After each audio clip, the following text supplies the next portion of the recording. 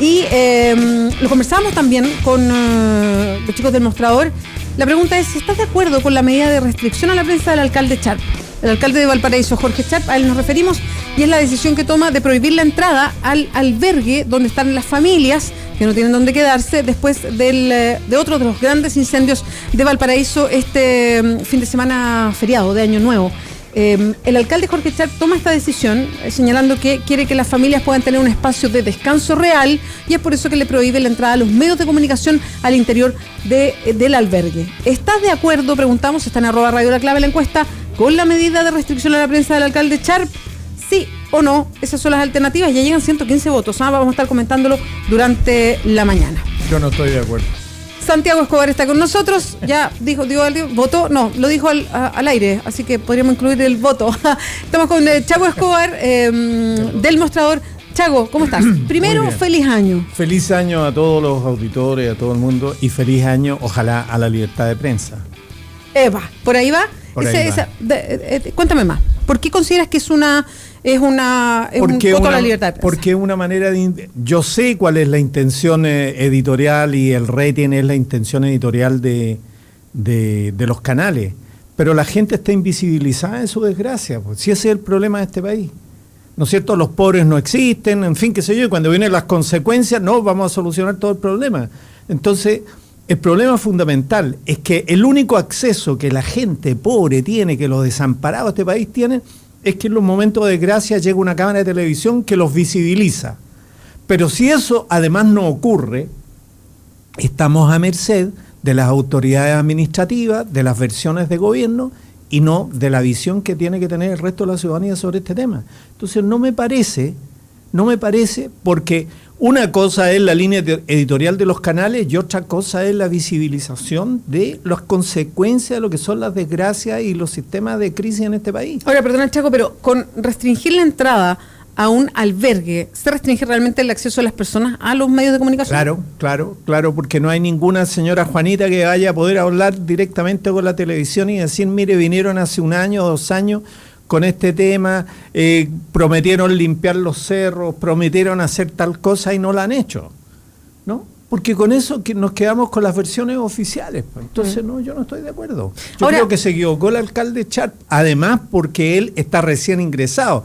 O sea que a mí lo que yo le pido a Charp es que se haga cargo de decir cómo estaban los planes de prevención en Valparaíso, pues si lo sabemos desde el gran incendio de hace un par de años atrás, que eso tendría que tener algún nivel, y el municipio como entidad pública es el que tiene que responder y tiene que decirnos. Ahora, claro, las circunstancias del viento, el calor y lo que sea, y en fin, todo eso está claro, pero a mí personalmente no me convencen las autoridades que realmente hayan planes de prevención en las ciudades. Los cercos de protección física no están hechas. Y entonces, si además de los cercos de protección física no hechos, tenemos el cerco de protección de la imagen, estamos protegiendo a los pobres, mentira, no están protegiendo ninguna cosa. La gente está recibiendo las frazadas de costumbre, los cachas de campaña de costumbre, ¿no es cierto?, y las condolencias de costumbre y las promesas de costumbre. Les vamos a solucionar el problema. ¿Sabes que yo no comparto? A mí me gustó lo que hizo el alcalde Charp en un sentido particular.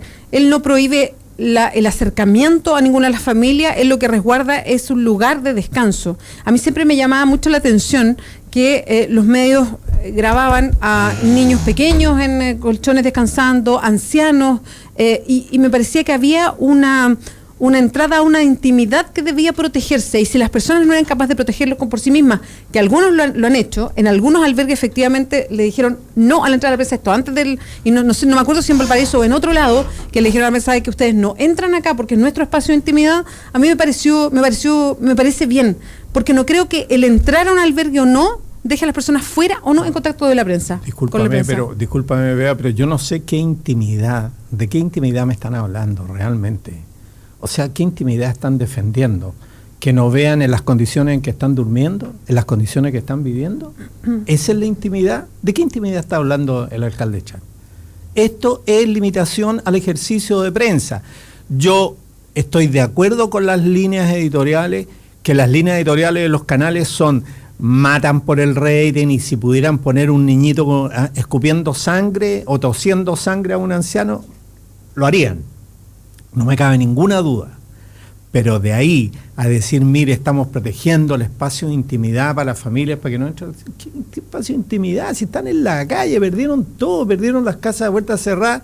Y entonces que la autoridad nos explique. No, Chago, perdona, pero hay un espacio de intimidad, es el lugar donde yo duermo, donde me instalo, donde está mi familia, donde uno se tiende en una colchoneta a dormir. Ese es un espacio íntimo. Yo digo una cosa, ¿por qué ahora están pensando los espacios de intimidad, ¿no es cierto? ¿Por qué no hay albergues decentes cuando se sabe que tenemos damnificados cada cierto tiempo en todas las regiones del país, en todas las ciudades del país? ¿Por qué no hay albergues decentes? ¿Por qué no? Eso es proteger la intimidad de la ineficiencia del Estado y de las autoridades. Perdónenme, no estoy de acuerdo y no voy a estar nunca de acuerdo con que no dejen entrar y que se ponga el foco sobre las desgracias que provoca la ineficiencia, además del el clima en el país y las condiciones geofísicas del país. Lo escuchaban el Chago Escobar, que nos acompaña siempre los días miércoles. Le damos la bienvenida también a Francisco Martorell, director del periodista. Pancho Martorell, ¿cómo estás? Feliz año. Buenos días, feliz año. Feliz año a todos los auditores de nuestro querido programa. Muy bien, muy bien. Ya, te subo de inmediato al tema, lo venías escuchando, así que... Estoy completamente de acuerdo con el Chago. Yo creo que no puede haber una autoridad que ponga cortapisa al trabajo de la prensa. Es justamente el trabajo de la prensa el que debe ser tan bueno, tan bien hecho, etcétera, que no vulnere y ponga en forma indigna esa intimidad, que yo también creo que un albergue no la hay mucho, de la gente que está sufriendo una desgracia. Es decir, ¿qué ocurre con esto? Efectivamente, el día de mañana otro alcalde en otras circunstancias va a decir, yo sigo el ejemplo de Charp, y no nos va a permitir entrar a un lugar donde se están tratando mal a la gente, o se están cometiendo delitos, o se están realizando otro tipo de cuestiones. Efectivamente hay un problema de la forma en que los canales y los medios de comunicación en general, pero especialmente los canales de televisión, tratan las tragedias, exacerbando las entrevistas del drama humano, repitiéndolas permanentemente, mostrando en su peor expresión la miseria y repitiéndolo permanentemente. Pero creo que un albergue bien hecho, con buenas características, con gente que quiere hablar y guiado eso con editores que están dispuestos a mostrar el problema noticioso y no solo el drama y hacer rating, pues es beneficioso para la comunidad. Y en ese marco también creo como el Chago. Es decir, acá hay una serie de cuestiones que a mí no me calzan. No me calzan que el Estado no esté preparado, no tenga el albergue de condiciones para decir que los que están ahí están en forma indigna. Segundo, no me calza que cuando hay 140 casas quemadas, multiplicándolas por 8 personas o por 10 personas víctimas, es decir, estamos hablando de 1.000 personas a lo sumo, 1.200 personas, 1.400 si llegara a haber 10 personas por casa, víctimas, tengamos que iniciar una campaña a nivel nacional de recolección de víveres. Ayer había 18 puntos en Santiago para entregar alimentos, etcétera. ¿Cómo el Estado chileno no tiene 100 cajas, 100 elementos preparados en distintos puntos para llegar con la ayuda necesaria? Es decir, ¿qué somos? Éramos supuestamente los jaguares de América Latina y no somos capaces como Estado de enfrentar inmediatamente a través de la ONEMI, de la Cruz Roja, de la Subsecretaría del Interior, inmediatamente recursos para esta gente, que tenemos que hacer llamados a la población a que entregue ropas, pañales, etcétera. Yo no encuentro eso indigno, porque además llega cualquier cosa. Pero eso mismo, pero ¿tendrá que ver con que no existe ese kit básico para entregar o tiene que ver con reacciones espontáneas de los municipios, decir, somos solidarios y ponemos este punto de acopio? Pero eso yo creo que la solidaridad bien entendida es aquella que se realiza bien y es digna. Es decir, no estoy de acuerdo, pero justamente a eso voy. No sé, yo no me lo explico. Es decir, a veces muestran bodegas de la ONEMI donde se está podriendo la comida y después cuando ocurren tragedias como esta, donde estamos hablando, ojo, de 1.000 personas, no estamos hablando de una catástrofe a nivel nacional que afectó toda una región, no, estamos hablando de una tragedia muy acotada. Lo único que nos faltó hacer es una colecta a nivel mundial. Sí. Es una cosa increíble.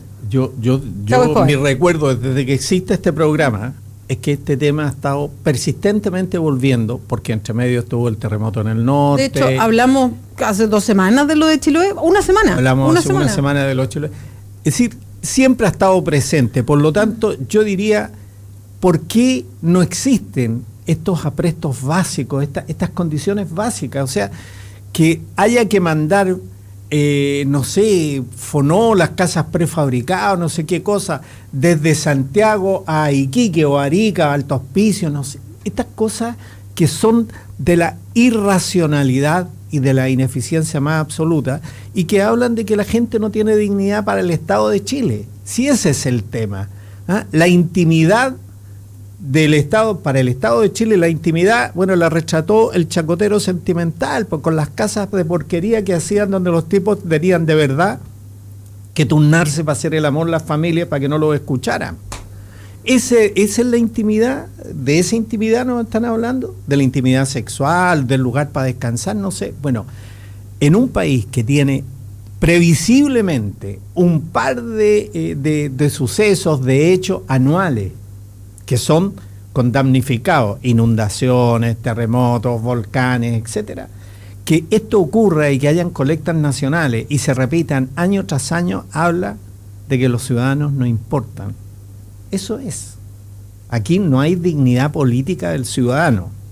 Entonces, ahora, si eso además se refleja en una línea editorial de los medios, ¿no es cierto?, es peor, pero este enfoque yo no lo he visto en ninguna parte y no lo voy a ver seguramente en ninguna parte. El enfoque de la defensa, la libertad de prensa y al mismo tiempo de la dignidad de la gente. Porque el único momento en que no le van a preguntar porque son gordos, porque son feos, porque son sucios, porque son malos, ¿no es cierto?, sino porque son víctimas, van a tener oportunidad de tener un micrófono al frente y decir lo que sienten y lo que piensan. Yo ahí no entiendo. Un albergue es el único lugar donde tú puedes hablar con las personas que resultaron afectadas. Si las personas pueden salir del albergue, en el día pueden estar afuera, o sea, van seguramente a sus casas. ¿Entrar al albergue es el antes y el después de la noticia? Pero que el albergue resume el estado en que quedaron. Fíjate que el albergue tiene una imagen iconográfica fundamental, es el estado en que quedaste, en que pasaste de casa viente a ser un ciudadano en la calle. Eso es. Y entonces eso es iconográfico muy fuerte. Entonces el albergue, perdona, y si el albergue además, para saber pero que es así. Discúlpame, si el albergue además te demuestra indignidad, porque yo no entiendo por qué no hay albergues públicos, lugares públicos destinados apropiadamente para albergar. O sea, si Chile tiene una necesidad, insisto, prácticamente constante de albergar gente, ¿por qué no están dotados de, como dice Pancho, no solamente de habitaciones, de baños, de currículum, de cubículos, de comedores, en fin, qué sé yo, de piezas, habitaciones, aunque sean colectivos, pero dignos, no de colchones en el suelo? ¿De qué dignidad y de qué intimidad me hablan? ¿Ah? No sé, yo tengo rabia un poco con esto porque creo que hay un fariseísmo de la autoridad y de los medios en tratar este tema. Hay que ponerle el foco a la ineficiencia, la UNEMI tiene que responder, el municipio de Valparaíso tiene que responder, y la respuesta no puede ser, mire, yo no los voy a dejar que filmen aquí porque si no, la dignidad de la gente. Mentira. Pero eso es una caricatura, Chaco, si no fue, no voy a hablar del tema y aquí no se nada. Filma, no es eso. Ahora... No, yo creo que esa no era la intención. Yo salvo en esto al alcalde Pancho Charpo, que Martorell. además no creo que sea responsable de todas las políticas anteriores. Joven, claro. Es muy joven, viene recién asumiendo. Creo que lo trata de hacer lo mejor posible. Su primera reacción, obviamente, es, yo te diría, hasta visceral por el tratamiento que le dan los medios a las tragedias. Entonces, toma una decisión que la entiendo y la podría compartir si es que no afectar a la libertad de expresión, pero efectivamente todos estos temas de cortapisa al ingreso de la prensa y que se inician de una forma pueden terminar de muy mala manera. Entonces lo primero que digo es no es aceptable. Del precedente que puede... Es un precedente. Y lo venía escuchando cuando estaba Macari y todo, decía, aquí hay un punto de inflexión. ¿Un punto de inflexión de qué? ¿Qué? ¿Ah? ¿De qué? Yo creo que el punto de inflexión para la prensa es lo que le pasó a Ramón Ulloa en Chiloé. Ese es un punto de inflexión para la prensa. Es decir, que hay ciudadanos empoderados que no los van a dejar transmitir lo que quieran cuando estén al aire, dando versiones antojadizas o no escuchando lo que la comunidad quiera. Eso puede ser un punto de inflexión importante para los canales, que deben aprender de una vez por todas que las líneas editoriales y la exposición de la gente a la prensa debe ser hecha con la mayor dignidad posible. Pero eso no implica cerrar la puerta porque comparto. Es decir, si uno tiene un albergue, el albergue tiene que ser tan digno que el que entre ahí pueda fotografiar, grabar, etcétera. Planos generales, obviamente. No tampoco meterse en la intimidad de una familia que pueda estar haciendo otras cosas, no sé, andar a mamar a la guagua o con una niñita que está enferma o una viejita que está comiendo. No, eso no me parece. Pero eso lo tienen que aprender en los canales de televisión, todo dentro de la libertad de expresión. Claro, un canal de televisión para entrar a un directorio de una empresa, primero habla con los voceros y después pide permiso para tomar una panorámica, que es lo que se usa, ¿no es cierto?, en una reunión. Claro. Bueno, acá también. Eso es lo mismo. Y el que organiza debiera tener un espacio digno para que se tomen contacto con la prensa y la prensa debería pedir permiso. Pero esto de negar los accesos... El problema es que después, por la dignidad de las personas, nos van a prohibir las cámaras en los centros de justicia. Y después, por la dignidad de las personas, nos van a prohibir el ingreso a las cárceles para ver situaciones dramáticas que están viviendo los presos. O sea, pero es que, perdón, pero eso no es libre. O sea, tú no entras con una cámara cuando quieres a una cárcel. Pero eso ya pasa. Pero cuando te autorizan y no estoy de acuerdo, no te niegan el ingreso. Sí, a mí también, que sobre todo en los lugares donde se supone que la prensa debería fiscalizar, debería tener un acceso más expedito, creo yo. Estoy de acuerdo. Pero el albergue también es punto de fiscalización. Pero un albergue tiene que ver con lo que hace uno a puertas cerradas en su casa. Y creo que eso tiene una intimidad. Yo sé que no es lo mismo, Chago, pero a lo que voy es que es una pero ahí hay una intimidad de las personas que yo creo que hay que cautelar. Estamos de acuerdo que hay una intimidad de las personas. Tú también en tu escritorio, en tu espacio laboral, tienes espacios de intimidad laboral. Lo que pasa es que lo que se logra con medidas como la del alcalde Charp, yo creo que le pasó inadvertido y si lo piensa mejor puede razonar adecuadamente sobre este tema, es que los albergues son indignos. ¿Sabes por qué? Porque son absolutamente improvisados. ¿Qué colegio está? Son colegios. ¿Qué cuestión? O sea, es absolutamente indigno. Eso significa que jamás se han preocupado de las víctimas, de las poblaciones en riesgo. Eso significa. Ahora, y eso es deber de los medios, se lo digo al mío y a todos los demás, es deber de los medios cubrir qué está pasando con la ONEMI, qué es lo que está pasando con las alcaldías, qué está pasando con las cosas de prevención, porque se hablaba que podían haber habido 3.000 y felizmente hubo 1.000 nomás afectados, de los cuales recibieron 100 casas destruidas. Ahora, en fin, que sea. Hay un tema que toca, Chago, que me parece importante, que es el fondo, que es cómo se repiten los mismos incendios de las mismas características, pasan las mismas cosas en Valparaíso casi todos los años. Sí, claro. Entonces uno se pregunta, bueno, ¿qué pasa acá? No hay una prevención básica, un trabajo con la comunidad, porque esto es difícil que lo haga solamente de un lado. O sea, esto tiene que ser un trabajo comunitario, tiene que haber una mirada conjunta para enfrentar algo como esto. Pero mira, vea, yo me quedo con las palabras del director de CONAF, Aarón Caviere, de hace un año atrás, o 6 meses, no sé, cuando se discutía el presupuesto y era invierno, dijo, los incendios se combaten en invierno, ahora, no cuando se producen.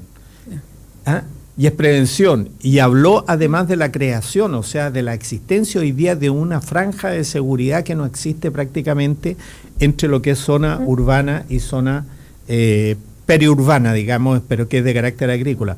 ¿De quién es la pega de limpiar? Las quebradas, los canales, en fin, qué sé yo. ¿De quién es la pega de despejar las vermas en los caminos? Bueno, eso muchas veces no se hace, no la hacen. Y en el caso de Valparaíso creo que no la están haciendo. Si uno va, se da cuenta que los árboles, los pimientos, por ejemplo, que crecen muy rápido, cubren montones de veces no solamente la verma de las carreteras, sino que parte de la calzada. ¿Y qué es lo que hace normalmente un desaprensivo cuando pasa por los caminos? Van fumando y tiran la colilla por la ventana. Mira, ayer me tocó conversar con un prevencionista de riesgo que es bombero. Además, trabajó mucho tiempo para bomberos, hoy día trabaja para una empresa privada. Y me mostró una serie de cartillas que tiene CONAF para llamar a la prevención, en fin, pero están en las páginas web. Yo le decía, jamás yo me metería en una página web de CONAF para ver cómo puedo prevenir si es que tengo una casa que está instalada. Han hecho presenciales, los peajes, los puentes, pero no hay un trabajo con la comunidad directamente, porque efectivamente hay un trabajo macro que hace el Estado.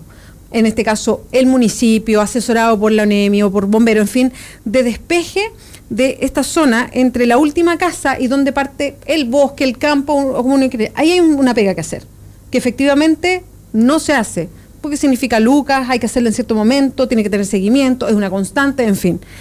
Y hay otra pega que tiene que ver con las casas mismas y con el entorno de la casa, que tiene que ver con los propios ciudadanos, porque ya es algo que... Lo otro, en Valparaíso, que ese es otro tema y también es macro, como creció orgánicamente, muchas de las casas quemadas, sobre todo en el incendio, no sé en este, pero en el 2014, ¿te acuerdas? Eran casas que las personas no eran dueños de ese terreno y llevan viviendo 30 años en el terreno. Entonces, cuando pasa, hay una serie de cerros en Valparaíso donde no retiran la basura, porque no está hecho porque no son parte del plan. Entonces las personas empiezan a tirar la basura en lugares cercanos, se ponen de acuerdo y la tiran en un lugar y habitualmente muchas veces en el fondo de la quebrada. Entonces hay formas de uso que tienen que empezar a cambiar y eso es absolutamente preventivo. Lo que me decía es que desde uno de los incendios anteriores, y de tragedias anteriores, hay una suerte de plan maestro, no se llama así, tiene un nombre así como Plan Preventivo de Desastres en Chile, y que no abarca solamente incendios, sino que abarca distintos desastres. Y es una coordinación entre todos los sectores. Ese es un proyecto de ley porque implica lucas sobre la mesa, que está desde el gobierno de Sebastián Piñera, pasó al gobierno de Michelle Bachelet, nunca se le ha puesto la urgencia que se necesita y no se ha discutido en el Parlamento. Y permitiría una serie de cosas, entre ellas hacer esta asociación entre el Estado para lo macro y las personas para lo más micro, tener las lucas para eso, pero también poner cortafuegos, obligar a ciertas cosas, a que el municipio tenga una mirada constante, en fin, cosas que no se hacen, que eso es lo que te refieres tú, que es como este paraguas macro para este tipo de cosas. Bueno, pero no solamente a eso, si también los municipios aquí son los grandes responsables de los permisos de edificaciones. O sea, yo no sé cuánto dinero gasta el país en defenderle la casa al señor que se va a vivir al medio del bosque. ¿Ah? Donde no podría construir una casa en medio de un bosque, entonces de repente 4 o 5 tipos se compran unas cuantas hectáreas de terreno y construyen una comunidad y hacen feliz la vida natural. Pero resulta que hay incendios con esta cuestión y cuando vienen los incendios hay que ir a defenderle las casas a estos cristianos. O los que se instalan en las orillas de los cerros, lo que pasó en Chiloé, las casas que se destruyeron eran casas que uno dice, ¿cómo permitió a alguien que esa casa se pusiera ahí? Porque era obvio que en algún momento, o por la lluvia o por un sismo, el cerro se iba a desmoronar y la iba a arrastrar la casa. ¿Qué pasa en la quebrada de Macul, queridos amigos? Sí. La gente se volvió a instalar exactamente donde, y el municipio lo permitió. ¿Ya? ¿Qué pasa en Hualpén? Alguna vez le dije a un ingeniero del MOP, oye, el río se está metiendo a las casas, se está saliendo. Me dijo, no, estáis equivocados, estáis mirando mal, las casas se metieron al río. Donde están construidas el lecho del río. Cada vez que hay... Entonces, aquí hay un problema de la autoridad, ¿no es cierto? Y yo de verdad creo que entonces me molesta cuando las autoridades empiezan a poner cortapisas, si no, aquí vamos a defender a la gente. Mentira, no la están defendiendo. La gente se la defiende primero con dignidad permanente, no humillándolos. Ahora, yo insisto, Sharp, no creo que esa fue su intención, ¿no? porque parece que... Pero es bueno decírselo de manera dura y no decir que acertó. Obviamente yo creo que además hay una serie de cuestiones. Es decir, aquí se puede usar el voluntariado, se puede hacer campañas educativas, se puede informar a la gente, se puede preparar para el incendio, así como hay que preparar a la gente para el invierno con las inundaciones y hay que preparar a la gente y se lo prepara permanentemente con los sismos. Obviamente que para esto ya sabemos qué ocurre.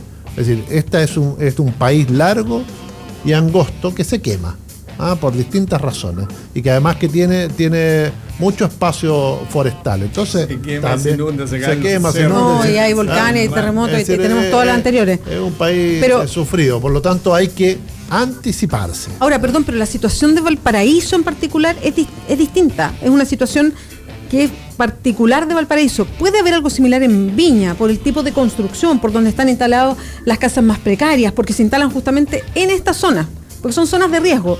Entonces, ahí hay un trabajo distinto que hacer, creo yo. O sea, porque no está... A ver, es cosa de mirar, ¿dónde fue el incendio el anterior, donde se destruyeron? Ayer hacía la estadística, no me acordaba, 2.500 casas, que fue el del 2014, de abril del 2014. Bueno, si uno va a ese terreno, hay casas de nuevo ahí mismo, donde dijeron que no se podía construir. Pero esto tiene que ver un tema mayor, tiene que ver con la especulación inmobiliaria y los terrenos para la gente que no tiene casa. Sí, claro. Eso es un tema mucho mayor. En Valparaíso, además, es puntualmente más complejo. Entonces, eso es lo que yo temo, que podamos ver un paraguas macro para lo que tiene que ver con las grandes tragedias, pero Valparaíso siempre me queda la idea, queda un poquito afuera, porque ahí sí que hay que extremar el trabajo que hay que hacer. Por eso necesitamos intendentes electos, o sea, presidentes de la región. A propósito de intendente electo, le pusieron una cortapisa a los parlamentarios. Los parlamentarios van a poder ser. Los parlamentarios lo están negociando para que se incorpore a la ley. Exacto. Que serían los únicos que pueden, sin dejar de ser parlamentario, postular a ser intendente. Todos los demás tienen que renunciar. Nos quedó claro el mensaje. Es insólito, absolutamente. Eso se llama legislar para uno mismo. Es increíble. Lo vamos a comentar en un ratito más. Vamos a hacer una pausa. Vamos a estar conversando en unos minutos con Renato González Caro. Él es defensor regional de la Araucanía. Vamos a hablar sobre el caso de la Machi Francisca Linconao. Estamos en el estudio con Santiago Escobar, el Chavo Escobar del Mostrador. Estamos con Pancho Martorell, director del Periodista. Pausa y volvemos. No te separes de la 92.9. Ya regresamos con más opinión y debate en Combinación Clave. Quédate en la clave. La clave 92.9. Hora clave. 10 de la mañana, en punto. 929. Radio La Clave. Si tú eres de las que se preocupa de dar lo mejor a tu familia, la que da su receta por Facebook, la que da sin esperar nada a cambio, la que da ideas para el fin de semana, la que da consejos por WhatsApp, la que da orden y malcría, la que da permiso, la que da su hombro, la que da amor... Entonces, dale Manantial a tu familia, porque darles agua purificada les hace bien. Manantial no contiene cloro, es libre de sodio y es 100% pura. En Manantial, despachamos gratis toda la pureza y frescura que merece tu familia. Contáctanos al 600-427-2200 o solicítalo en manantial.com. Manantial es vida. En el corazón de Providencia y a pasos del metro, Hotel Nogales and Convention Center. Un servicio de primer nivel con estacionamiento, Wi-Fi y desayuno incluido. En Hotel Nogales ponemos a su disposición nuestro centro de eventos con salones con capacidad hasta 400 personas. Reserve su estadía en hotelnogales.cl o a nuestro teléfono 223-356958. Hotelnogales.cl. Lo hacemos simple para usted. Casa Mía es más que una residencia de adultos mayores. Es un lugar para vivir plenamente la vida. Departamentos de 3 tamaños con enfermera y médico residente. Plena independencia para vivir los años dorados. Actividades semanales como taller de pintura, coro y bingos. Contáctenos. Casa Mía, Normandía 1882, Providencia. O a nuestra web residenciacasamia.cl. Beatriz Sánchez y sus panelistas continúan desmenuzando la contingencia. Estás en Combinación Clave 92.9.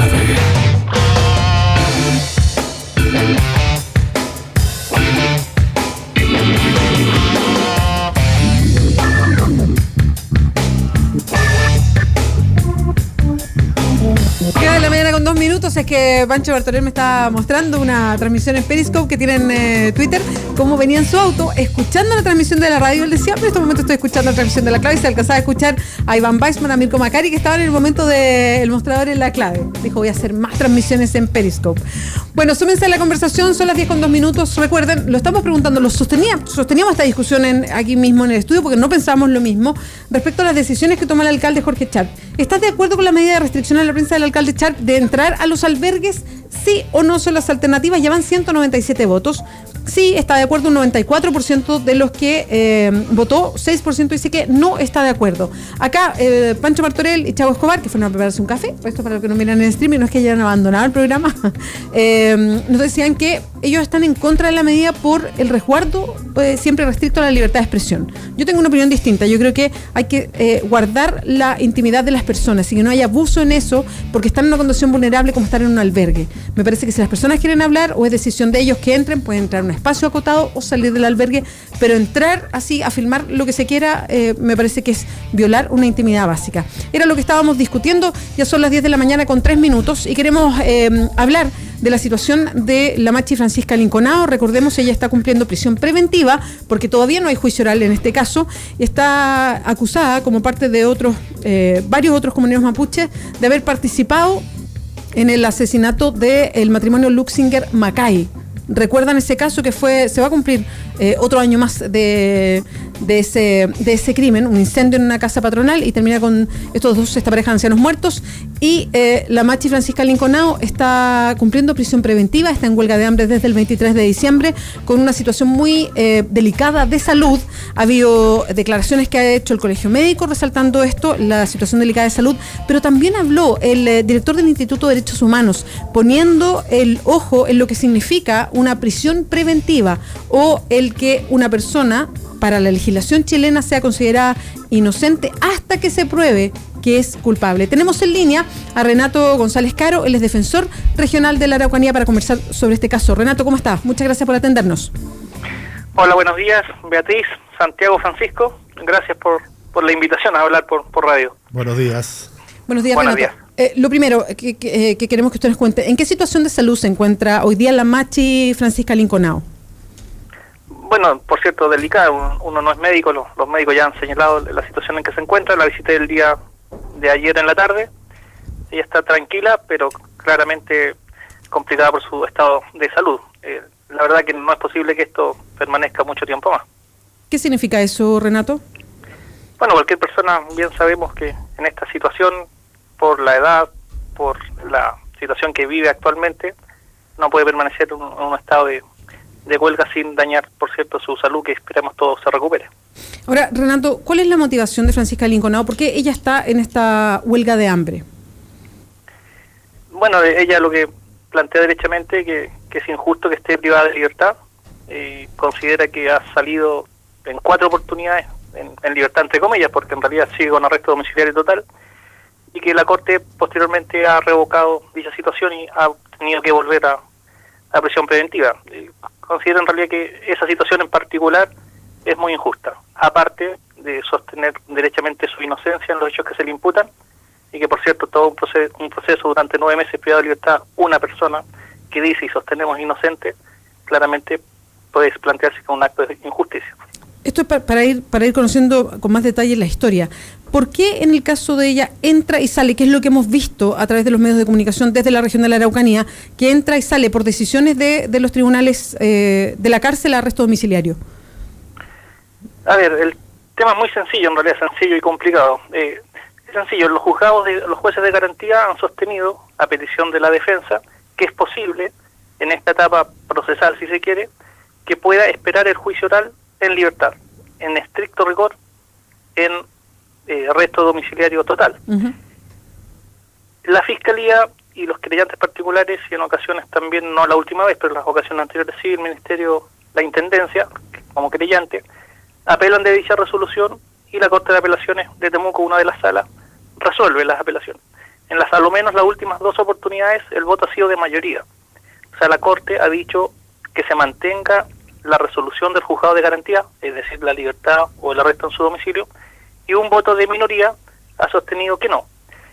Y por ser ley antiterrorista, ese voto de minoría tiene mucho peso y no se permite la libertad, porque la Constitución habla que debe ser por unanimidad.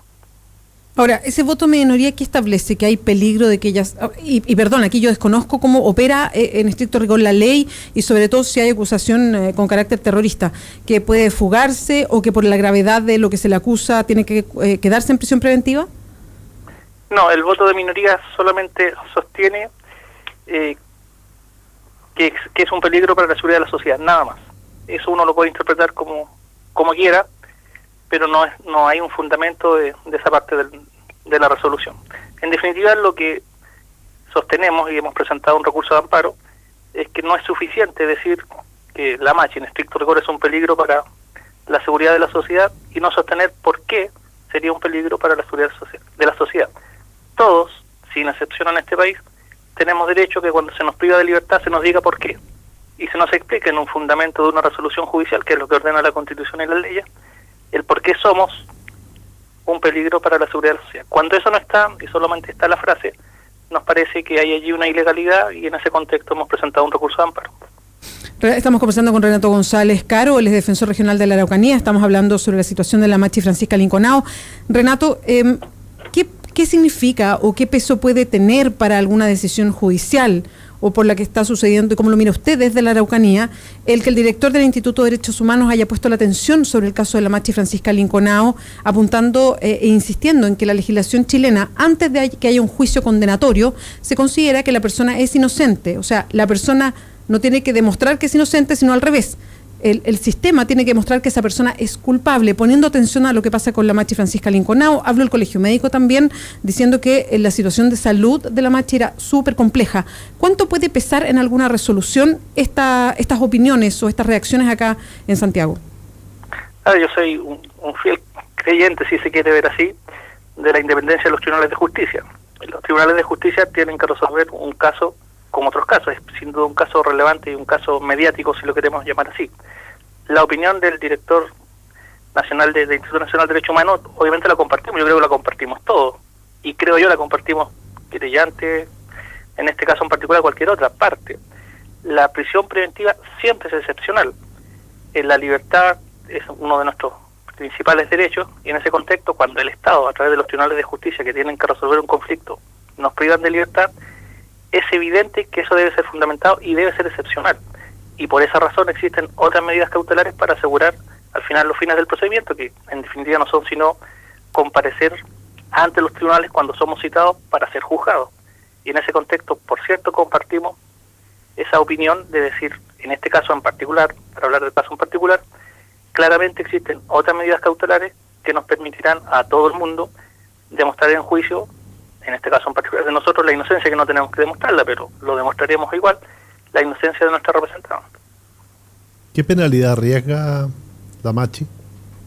Le están solicitando perpetua calificada, o sea, 40 años como mínimo de privación de libertad. Pensemos que tiene 60 años, las conclusiones nacen solas. Mira, yo la verdad es que Santiago Escobar, ¿no? Quiero básicamente referirme a un punto muy específico, y son las consecuencias políticas de esta naturaleza. Yo entiendo que esto es un juicio, que aquí hay defensoría, hay leyes, hay aplicación, etcétera, una normativa, pero da la impresión que tal como está actuando el Ministerio Público y tal como está actuando el Estado de Chile, aquí hay una pedagogía colectiva.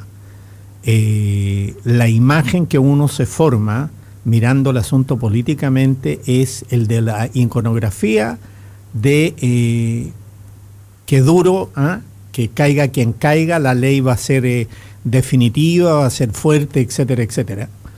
Y entonces creo que hay un error político que se va a pagar dentro de mucho tiempo, ¿no? Y yo creo que en algún momento, y esta es la pregunta, la Defensoría podría perfectamente hacer una referencia a esta situación, porque es una situación discriminatoria por las características que tiene, en que el peligro de que ella se fugue es prácticamente, o se sustraiga la acción de la justicia, es prácticamente nulo. Y entonces lo que está haciendo es indicarle al grupo que no hay condiciones, y entonces se está haciendo veladamente un juicio al grupo, y entonces yo creo que esto tiene que quedar por lo menos en evidencia o en constancia en el procedimiento, porque sí es la implicancia política real que esto tiene.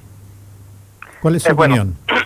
Bueno, de las consecuencias políticas, por cierto, es muy difícil pronunciarse, sobre todo en el cargo que tengo, sin perjuicio que uno tenga determinadas opiniones. Pero sí hay un tema que comparto profundamente. Si el caso nos va a servir para algo, es para discutir de verdad como sociedad si cada vez que una persona, cualquiera sea esta, es imputada de un delito, necesariamente va a caer en prisión preventiva, o es posible aplicar derechamente nuestra legislación a todos por igual y permitir en determinados casos, o en la mayoría de los casos, no en determinados casos, que se apliquen otras medidas cautelares. No es posible, y eso lo decimos como Defensoría Penal Pública con fuerza, no es posible que cada vez que una persona, hombre o mujer, mapuche o no mapuche, sea imputada de un delito, todo el sistema piense que es culpable. El mensaje es muy sencillo. Persona imputada por un delito es el Estado quien la está investigando, y bien que así sea. Pero esa persona, mientras no sea condenada, se debe presumir como inocente. Y en este caso en particular, siendo la Machi Francisca Linconao imputada de un delito, y habiendo demostrado en el proceso que cada vez que le han revocado su libertad donde estaba en su domicilio, se ha presentado a tribunales o ha esperado que lo vayan a buscar, y en donde no hay ninguna posibilidad de fuga, porque su interés no es fugar, sino es demostrar lo que he dicho desde el primer día, que es inocente, claramente pensamos que existe la posibilidad, y que debería ser así, que mantenga su arresto domiciliario, que tampoco es una libertad muy grande que digamos, pero no esté en prisión preventiva. Por lo tanto, la pregunta que usted hace, de alguna manera yo la comparto, en el contexto de decir por qué razón no discutimos con mayor profundidad las inocencias o las presunciones de inocencia de todos nosotros, y cada vez que alguien está imputado de un delito, seamos capaces de discutir nuevamente las posibilidades que esa persona permanezca en libertad a la espera de un juicio. Lo que estamos haciendo en general es al revés. Lo dejamos privado de libertad y después discutimos si se presume o no inocente. Me parece que ya hay un mundo por avanzar en nuestro país. ¿Y cree usted que hay posibilidad de interpretar esto como una acción ejemplarizadora respecto al colectivo al que pertenece Francisca Linconado? Yo espero que no, sinceramente espero que no. Si lo pensara así, realmente tendríamos un problema mayor del que ya tenemos. Privar de libertad a un ser humano, más aún una machi, representante de un pueblo, para que sea un ejemplo para el resto, sería aberrante. Yo sinceramente esperamos como Defensoría que eso no sea así. Lo que simplemente pensamos que hay un error grande que esperamos solucionar a través de nuestros recursos judiciales, y serán los tribunales quienes resuelvan. Es lo que pensamos nosotros. Dar el siguiente paso de pensamiento es un poco más complejo. Estamos conversando con Renato González Caro, defensor regional de la Araucanía. Estamos hablando del caso de la machi Francisca Linconado. Renato, por algo que usted se desprendía, lo que usted mismo le respondía a la pregunta del Chavo Escobar, usted que trabaja ya como defensor regional en la Araucanía, ¿hay justicia igual o se toman los casos judicialmente de la misma manera en la Araucanía que en el resto del país? Y deje que le argumente. Muchas veces como medios de comunicación nos preguntamos si esto pasara, si lo que pasó en la Araucanía y la reacción institucional fuera la misma que en Santiago, quedaría una escoba tremenda en el país, pero no pasa porque pasa en la Araucanía. O dicho de otra manera, hay gente que ha estado presa 1 año en la región de la Araucanía y después los tribunales dicen son inocentes, y no ha pasado 1 ni 2, ha pasado muchas veces. ¿Usted como defensor cree que en la Araucanía la justicia, lo voy a poner así, se aplica de manera distinta? Es un tema complejo. Llevo poco tiempo aquí, 2 meses, tampoco voy a evadir la respuesta. Pero cuidado también con la afirmación. En Santiago ocurren cosas parecidas con mucha gente, que no son personas famosas ni personas que aparecen en los medios de comunicación.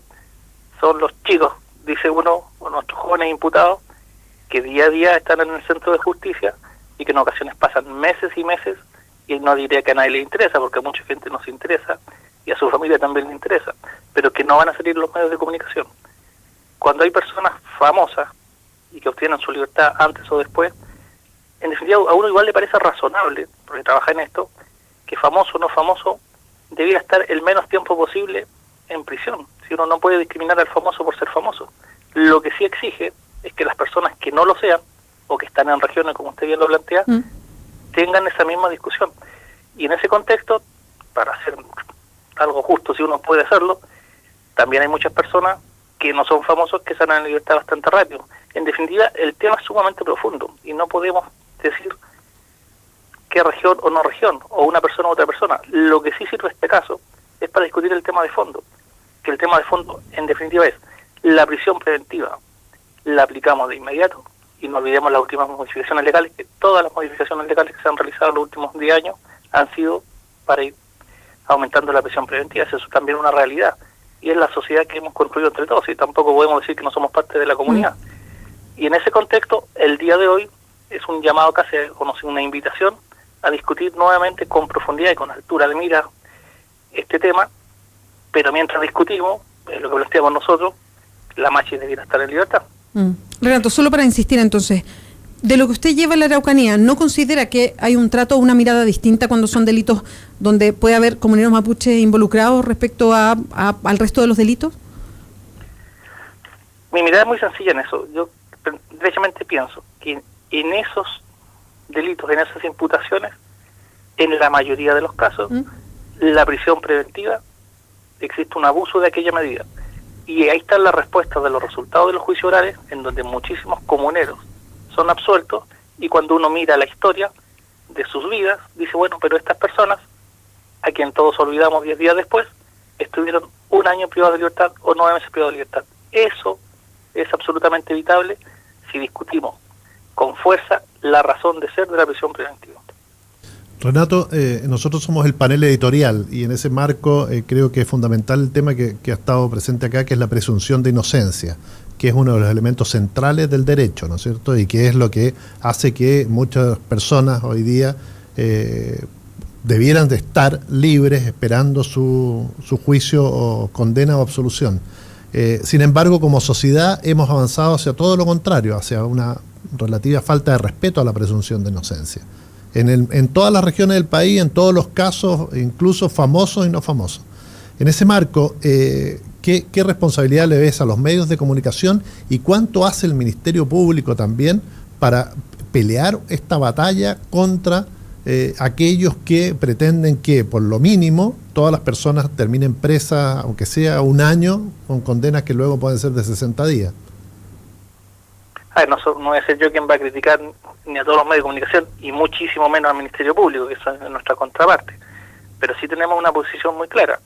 Creemos que nuestra legislación, y usted lo ha dicho bastante bien, ha avanzado para los efectos de alguna manera desmotivar esta presunción de inocencia en las interpretaciones que se hacen en los tribunales. Porque cada vez que hay una modificación legal, lo que se pretende es, 1, aumentar las penas. Está bien, es un tema que la sociedad así lo ha planteado. 2, la imposibilidad o la cada vez más lejana posibilidad de no quedar privado de libertad cuando hay una imputación de un crimen.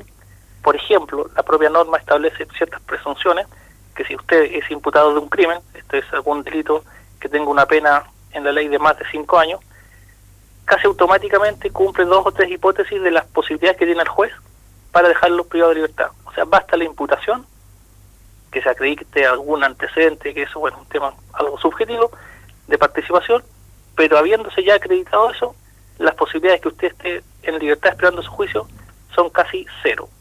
¿Por qué? Porque la norma lo que establece son ciertas hipótesis, todas relacionadas con la pena asignada al delito. Y en ese contexto, obviamente, si le imputan un crimen, las hipótesis se van a dar caso automáticamente. De allí, en consecuencia, persona imputada por un crimen, y vuelvo a insistir, famoso o no famoso, si uno aplicara la ley a rajatabla, la mayoría debiera quedar privado de libertad. Y eso resulta un absurdo y claramente un atentado a la presunción de inocencia de todos nosotros. Seguimos conversando con Renato González Caro, defensor regional de la Araucanía. Renato, en el caso de la Machi Francisca Linconao, ¿cuáles son las pruebas que hay que se están discutiendo en su contra? Y sé que le estoy preguntando a usted, que es defensor regional, o sea, es defensor en este caso, una parte interesada, pero ¿cuáles son las pruebas que existen de su participación, ya que ella ha insistido permanentemente que es inocente, de su participación en el crimen del matrimonio Luxinger-Macay? Primero, aclarar una cosa. No soy el defensor de la causa. Defensor de la causa de la Machi, el defensor es don Jaime López. ¿Y usted es defensor? Soy el defensor regional. Regional, perfecto. Está como en la dirección, por decirlo en sencillo, digamos. Ya. Correcto.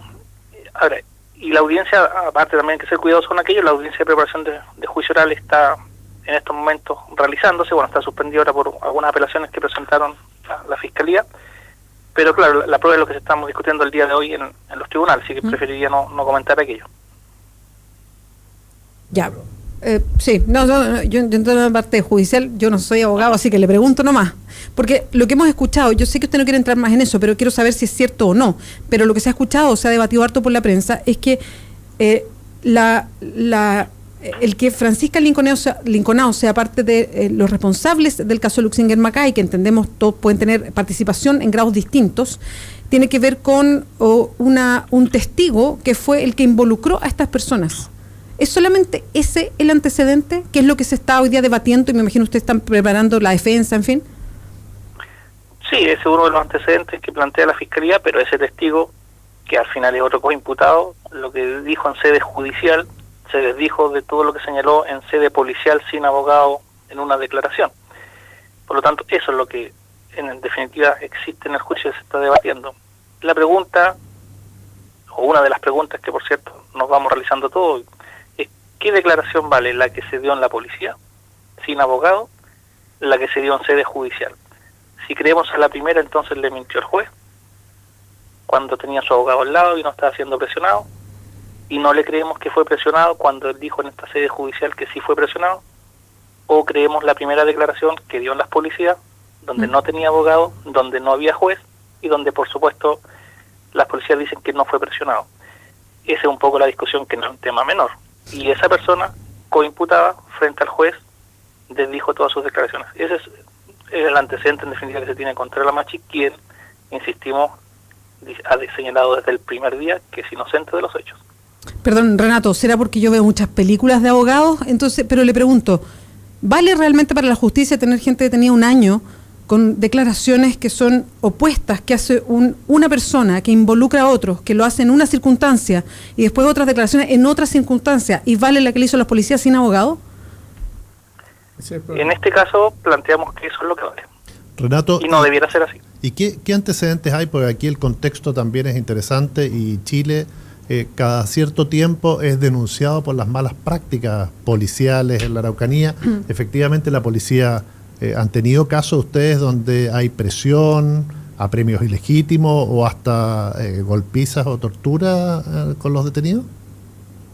A ver, solo puedo decir esto. Llegué hace 2 meses a la región.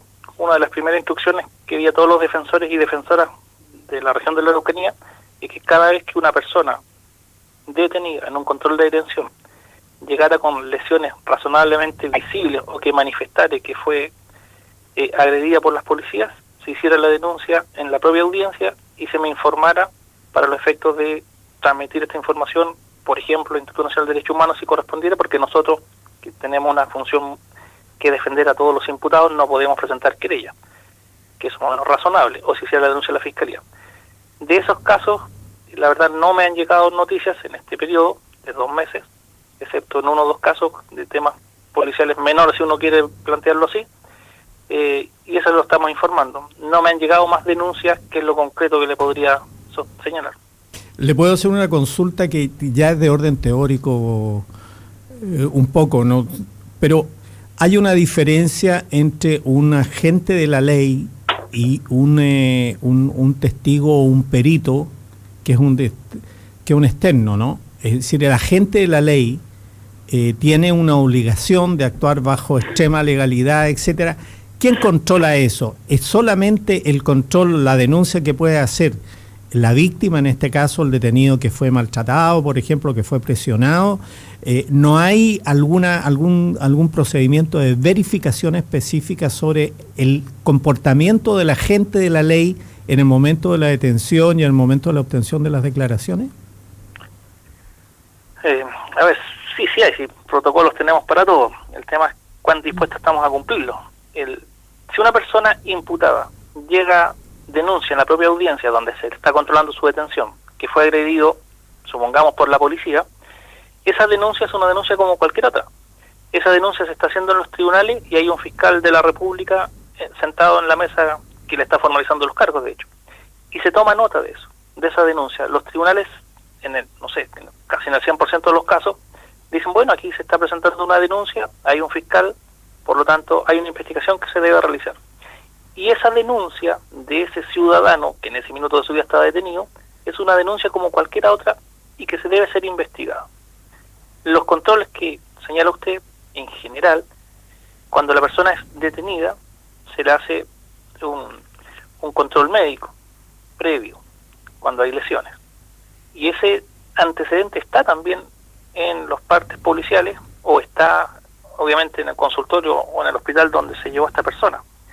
Por lo tanto, sí hay un atisbo de una denuncia seria, y eso tiene que ser investigado como cualquier otro delito. En los casos mucho más graves, por supuesto, alguien tendrá que hacerse cargo de presentar una querella, que allí puede ser, por ejemplo, el Instituto Nacional de Derechos Humanos, la Corporación de Asistencia Judicial eventualmente, pero si le puedo decir, la Defensoría Penal Pública, lo que hacemos es defender a los imputados, no tenemos la facultad legal de presentar querella. Pero esa investigación a que usted se refiere es un caso aparte, es un caso aparte, ¿no es cierto?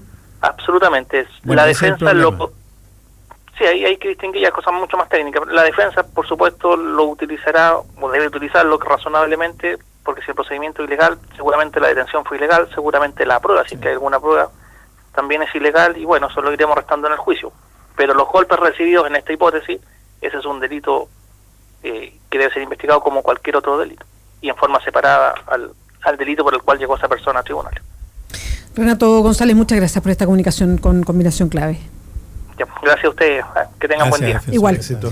Renato González es defensor regional de la Araucanía, es el jefe de los defensores, por decirlo bien en sencillo. Estábamos hablando en particular del caso de la Machi Francisca Linconao. Él presenta la posición que tienen como defensoría, porque es la Defensoría Penal Pública la que está encargada de la defensa de la Machi, que está en huelga de hambre desde el 23 de diciembre, en una situación muy delicada de salud. Lo que está pidiendo es que se respete su garantía de tener prisión domiciliaria total a la hora de enfrentar estas medidas cautelares, porque recordemos, el juicio por el caso Luxinger Macay todavía no existe, no hay juicio, están en prisión preventiva todos los involucrados. Y bueno, reiterar algo que ya se sabía por los medios, que tampoco ha sido, o sea, fueron notas en un principio, pero no se recuerda permanentemente, que es bien impactante la forma en que la Machi y varios otros comuneros están implicados en este caso, y tiene que ver con una persona en específico que es parte de los involucrados y que responsabiliza o mete a todos en la responsabilidad del caso Luxinger Macay,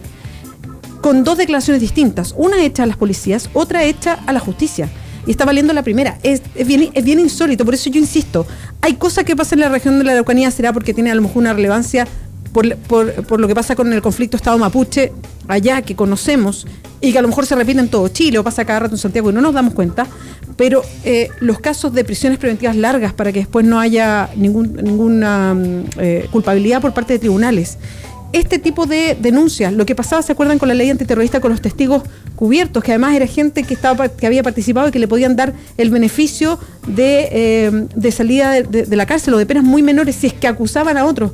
Todo ese incentivo perverso que existía en la ley antiterrorista, bueno, pone un foco de cómo opera la justicia en la región de la Araucanía. Sí, bueno, hay un tema además que se habla poco de ese, que es que el caso de la Machi, el ascendiente que el Machi tiene en la comunidad indígena, ¿no? el mapuche, es un ascendiente importante. Entonces hay un elemento simbólico ahí dando vueltas sobre la comunidad que es muy, muy complejo. Lamentablemente el Estado de Chile no tiene consideraciones sobre el derecho, lo que se llama derecho ancestral, o derechos alternativos que son complementarios al derecho mestizo, que es el vigente, modos de prueba, etcétera, una serie de cosas. Por ejemplo, es muy propio de la justicia mestiza, llamémosle así, vigente, la que nos rige a todos nosotros, que ante una declaración tenga un valor y otra declaración tenga un valor diferente, y eso está establecido en un procedimiento. En el mundo indígena, muchas veces una declaración hecha ante una piedra de poder tiene un valor, y las piedras de poder son elementos simbólicos de creencias, son cuestiones religiosas, culturales, profundas, y muchas veces tienen más valor esas que las otras. Entonces, la relación del mundo indígena con el mundo mestizo es una relación compleja desde el punto de vista legal, por los modos internos, además de los legales que rigen el entorno.